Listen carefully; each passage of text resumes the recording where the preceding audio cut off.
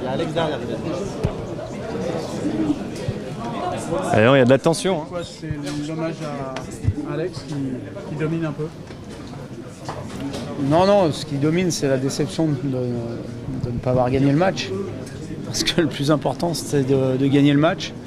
Après, bien évidemment, qu'on est tous très heureux et très satisfaits pour Alex, qui a réussi à atteindre cet objectif des 100 buts qu'il s'était fixé. Et comme tous les grands joueurs qui se fixent des objectifs, en général, ils les remplissent. Donc, on est très fiers et très contents pour lui. On a vu une belle accolade entre toi et lui. C'était un beau moment, là. C'était quoi? C'est pour ça qu'on fait ce métier aussi. Pour vivre ce genre d'émotion, ce genre de moment. Même si, encore une fois, j'aurais préféré qu'on prenne les 3 points avec. Bon, mais c'est le résumé de notre saison, ce match. Toujours difficile de comparer, mais tu le places où dans l'histoire de l'OM, Alex? C'est difficile de comparer. Il y a eu des très très grands joueurs, mais je le place très haut.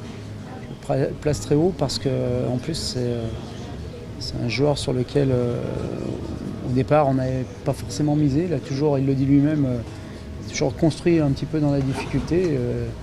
Toujours signé après les autres, signé son contrat pro après les autres.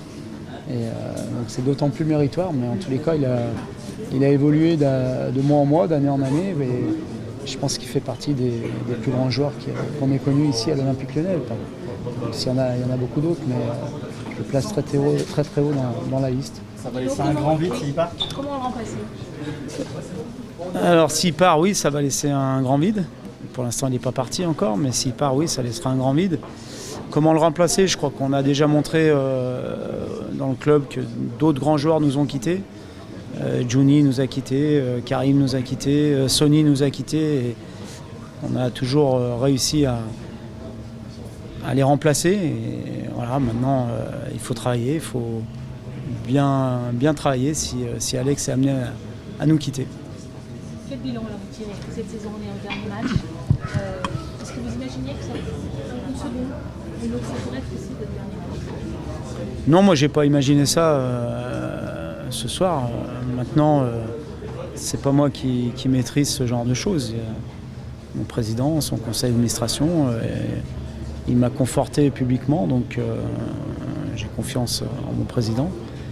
Donc j'ai pas imaginé un seul instant que c'était mon dernier match. J'étais concentré sur mon équipe, concentré sur le match. Et puis j'ai profité de ce dernier match à domicile. Voilà. Si tu avais résumé la saison, c'est quoi? Beaucoup de frustration, pas des regrets, mais beaucoup de frustration, parce que je pense qu'on avait les moyens de faire mieux. Mais quand on analyse la saison, on se rend compte qu'on a eu beaucoup trop de fragilité défensive. Et quand je parle de fragilité défensive, c'est toute l'animation de l'équipe qui a été fragile. Donc on l'a payé très cher, je pense, cette